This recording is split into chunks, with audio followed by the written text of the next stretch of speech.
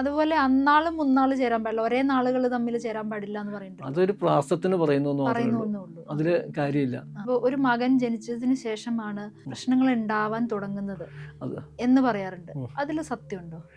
മകനാണോ ആദ്യം ഉണ്ടായത്, അച്ഛനാണോ ആദ്യം ഉണ്ടായത് എന്ന് ചിന്തിക്കേണ്ടി വരും. ഇപ്പൊ വേദമുള്ള നക്ഷത്രങ്ങൾ തമ്മിൽ ചേരരുത്. വൈദവ്യ ദുഃഖം വരെ ഉണ്ടാകാം എന്നാണ്. ഒരാൾ മരിക്കുന്ന അവസ്ഥ ഉണ്ടാകാം. അതായത് അമ്മയുടെ ജാതകത്തിൽ അങ്ങനെ ഒരു അനുഭവയോഗം ഉള്ള സമയമായിരിക്കും. അത് പരിശോധിക്കണം എന്നർത്ഥം. അല്ലാതെ മോന്റെ കുഴപ്പമല്ല.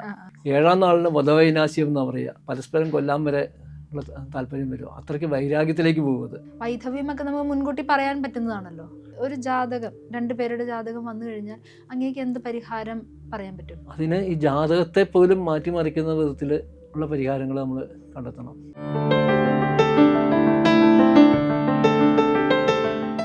നക്ഷത്രങ്ങളുടെ ഭാഷയും ഗ്രഹങ്ങളുടെ സന്ദേശങ്ങളും ജീവിതത്തിന്റെ വഴികളിൽ വെളിച്ചം നൽകുന്ന പുണ്യം ബൈ ഇന്ത്യ ലൈവിന്റെ ഈ ആത്മീയ ജ്യോതിഷയാത്രയിലേക്ക് സ്വാഗതം. ഇന്ന് നമ്മളോടൊപ്പം ജ്യോതിഷനും ഭാഗവതം ആചാര്യനുമായ ശ്രീ ജയശങ്കർ സാറാണുള്ളത്. സർ, നമസ്കാരം. നമസ്തേ. ജ്യോതിഷത്തിൽ ചേരാൻ പാടില്ലാത്ത നാളുകൾ ഉണ്ടെന്ന് കേട്ടിട്ടുണ്ട്. ഇങ്ങനെ ചേരാൻ പാടില്ലാത്ത നാളുകൾ അവർ ചേർന്നു കഴിഞ്ഞാൽ എന്തൊക്കെ ദോഷങ്ങളാണ് സംഭവിക്കുക? ചേരാൻ പാടില്ലാത്ത നാളുകൾ എന്ന് പറയുന്നത് പ്രത്യേകിച്ച് ചില നാളുകൾക്ക് പ്രത്യേകിച്ച് ചില ആളുകൾ ചേരില്ല എന്നുണ്ട്. അതിൽ എല്ലാ നക്ഷത്രക്കാർക്കും പൊതുവെ പറയുന്നതാണ് 3 നാള്, 5-ാം നാള്, 7-ാം നാള്. ആ 3 നാളുകളും ചേരില്ല എന്ന്. 3 നാളാണെങ്കിൽ വിപത്തുകൾ കൂടി നിൽക്കും, ആപത്തുകൾ കൂടി നിൽക്കും. നമ്മൾ പ്രതീക്ഷിക്കാത്ത പ്രശ്നങ്ങൾ ഉണ്ടാവും 3 നാളുകൾ തമ്മിൽ ചേർന്നാൽ. 5-ാം നാള് പ്രത്യേക നക്ഷത്രം എന്നാ പറയുക. അതായത് അവർ തമ്മിൽ തന്നെ പ്രശ്നങ്ങൾ ഉണ്ടാക്കൊണ്ടിരിക്കും. പരസ്പരം ചേരാത്ത അവസ്ഥ അവർ തമ്മിൽ തന്നെ ഉണ്ടാക്കൊണ്ടിരിക്കും, വഴക്കുണ്ടാക്കൊണ്ടിരിക്കും. 5-ാം നാള് ആയിട്ട് ചേർന്ന് ഒരു കച്ചവടം നടത്തുകയോ അല്ലെങ്കിൽ വിവാഹം നടത്തുകയോ ചെയ്തിട്ടുണ്ടെങ്കിൽ അവർ തമ്മിൽ തന്നെ പൊരുത്തക്കേട് കൂടുതലായിരിക്കും. എന്നാൽ അവർ പരസ്പരം ശത്രുക്കളായിട്ട് മാറുന്ന അവസ്ഥ, സാഹചര്യം കൂടുതലാണ്. 7-ാം നാളിന് വധവൈനാശ്യം എന്നാ പറയുക. പരസ്പരം കൊല്ലാൻ വരെ ഉള്ള താല്പര്യം വരും. അത്രയ്ക്ക് വൈരാഗ്യത്തിലേക്ക് പോകുന്നത്. 5-ാം നാളിന് സഹകരണം കുറയുക, ശത്രുത ഉണ്ടാകുക എന്നുള്ള മാത്രമേ ഉള്ളൂ.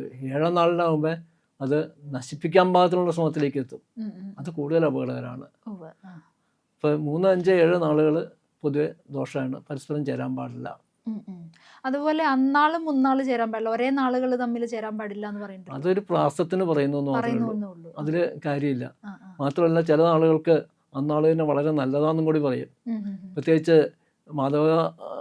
മാധവീയ ഗ്രന്ഥത്തിൽ പറയുന്നുണ്ട്, അനിഴ നക്ഷത്രക്കാർക്ക് ഏത് നക്ഷത്രക്കാർക്കും ആയിട്ടും പൊരുത്തപ്പെട്ടു പോകാനായിട്ടുള്ള സാധ്യതയുണ്ടെന്ന്. അത് അവർക്ക് ഒരു പ്രത്യേക അനുഗ്രഹം പോലെ നിൽക്കുമെന്നാണ് പറയുന്നത്. അങ്ങനെ പല നാളുകളും ഉണ്ട്. അതുപോലെ ഒരു കുടുംബത്തിൽ ഇപ്പോൾ ഒരു മകൻ ജനിച്ചതിന് ശേഷമാണ് ആ കുടുംബത്തിൽ തന്നെയുള്ള വേറൊരു അംഗത്തിന് പ്രശ്നങ്ങൾ ഉണ്ടാവാൻ തുടങ്ങുന്നത് എന്ന് പറയാറുണ്ട്. അതിൽ സത്യമുണ്ടോ? മകനാണോ ആദ്യം ഉണ്ടായത്, അച്ഛനാണോ ആദ്യം ഉണ്ടായത് എന്ന് ചിന്തിക്കേണ്ടി വരും. അപ്പം അച്ഛൻ്റെ ജാതകത്തിൽ അങ്ങനെ ദോഷം അനുഭവിക്കാനുള്ളൊരു സമയമുണ്ട് എന്നുള്ളതുകൊണ്ടായിരിക്കും മകൻ്റെ ജാതകം അങ്ങനെ ഉണ്ടായത്. അപ്പം ആദ്യം ഉണ്ടായത് അച്ഛനാണല്ലോ. അപ്പോൾ അതുകൊണ്ട് അച്ഛന് വരാനുള്ള ദോഷങ്ങൾ മകൻ്റെ ജാതകത്തിൽ കൂടെ ചൂണ്ടിക്കാണിച്ചു തന്നു എന്നുള്ളത് മാത്രമേ ഉള്ളൂ. മകൻ ഉണ്ടായതുകൊണ്ട് അച്ഛന് ദോഷം ഉണ്ടായി എന്നുള്ളതല്ല, മറിച്ച് അച്ഛന് ദോഷം ഉണ്ടാകാനുള്ള മകൻ്റെ ജാതകത്തിൽ കൂടി ചൂണ്ടിക്കാണിച്ചു തരുന്നൊരവസ്ഥയും കൂടി വന്നു. എന്നിട്ടും പരിഹാര കർമ്മങ്ങൾ ചെയ്തില്ല എന്നുണ്ടെങ്കിൽ അവർക്ക് അനുഭവിച്ച് തീർക്കുക എന്നുള്ളേ ഉള്ളൂ. മകൻ ഉണ്ടായതുകൊണ്ട് എല്ലാ ദോഷം ഉണ്ടാകുന്നത്. അതുപോലെ ചില ജാതകങ്ങൾ നോക്കിയിട്ട് ജ്യോതിഷന്മാർ പറയാറുണ്ട്, നിങ്ങളുടെ അമ്മയ്ക്ക് എന്തെങ്കിലും അസുഖങ്ങളുണ്ടോ എന്ന് ചോദിക്കാറുണ്ട്. അത് ഈ ജാതകത്തിൽ കണ്ടിട്ടായിരിക്കുമല്ലോ ചോദിച്ചിട്ടുണ്ടാവുക. അപ്പൊ അത് ഈ ജാതകത്തിന്റെ ഉടമസ്ഥന്റെ ഒരു ഗ്രഹനിലയുടെ പ്രശ്നമായിരിക്കുമോ? അമ്മയുടെ ദോഷത്തിന്റെ പ്രശ്നങ്ങൾ ആദ്യം ചിന്തിക്കണം. അമ്മയുടെ ജാതകത്തിൽ ചില ദോഷങ്ങളുണ്ട് എന്നുള്ളതുകൊണ്ടാണ് അങ്ങനെ ഒരു സമയത്ത് മകൻ ജനിക്കാൻ കാരണം. മകൻ്റെ ജാതകത്തിൽ അങ്ങനെ കാണിക്കുന്നത് അമ്മയുടെ ദോഷം, അമ്മയ്ക്ക് ദോഷം ഉണ്ടായിട്ടാണ്.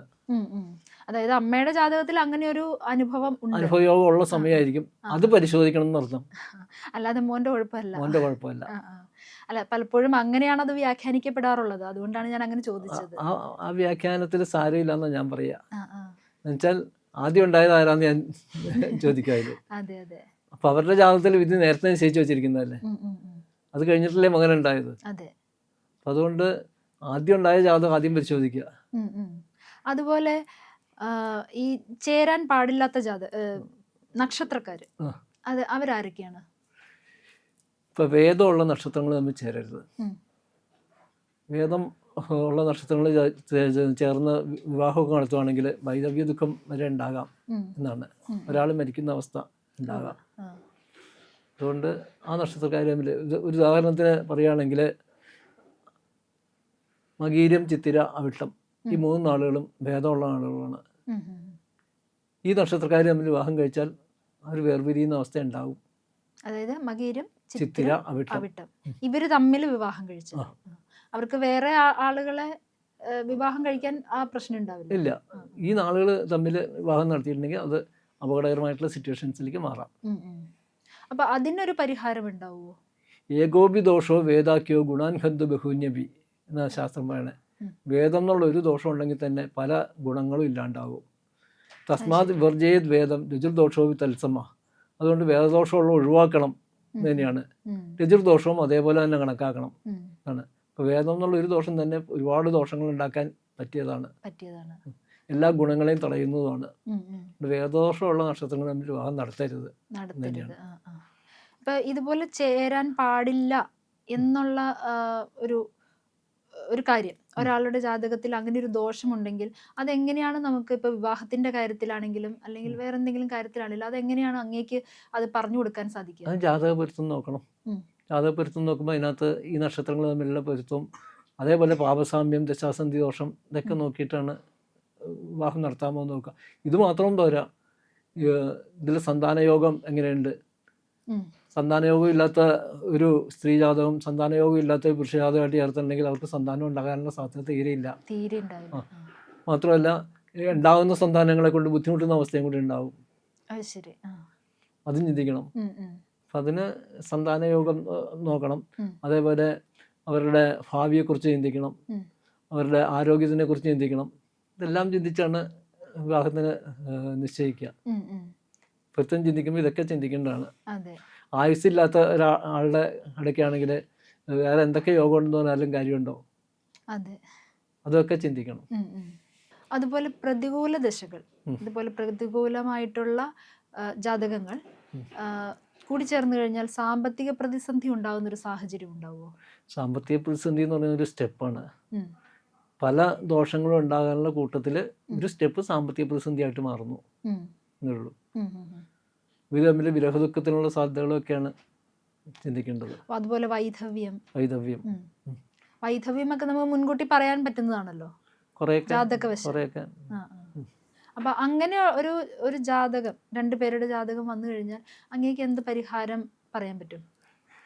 അതിന് ഈ ജാതകത്തെ പോലും മാറ്റിമറിക്കുന്ന വിധത്തിൽ ഉള്ള പരിഹാരങ്ങൾ നമ്മൾ കണ്ടെത്തണം. അതെന്ത് പരിഹാരമാണ്? അത് ഓരോ ജാതകത്തിലും ദോഷങ്ങൾക്കനുസരിച്ചാണ് നിശ്ചയിക്കുക. അതിന് ഞാൻ നേരത്തെ സൂചിപ്പിച്ചു, വ്യാഴത്തിന് ബലമില്ലെങ്കിൽ തീർത്ഥയാത്ര നടത്തണം എന്ന്. അതേപോലെ തീർത്ഥയാത്രകൾ അതിന് വളരെ സഹായിക്കും. ഇപ്പം പരസ്പരം പൊരുത്തക്കേടുകളുള്ള, പ്രത്യേകിച്ച് 5-ാം നക്ഷത്രം ഒരു ഉദാഹരണം പറയുകയാണെങ്കിൽ പരസ്പരം ശത്രുക്കളാകുന്ന അവസ്ഥയിൽ ഉള്ള ജാതകമാണ് എന്ന് വിചാരിക്കുക.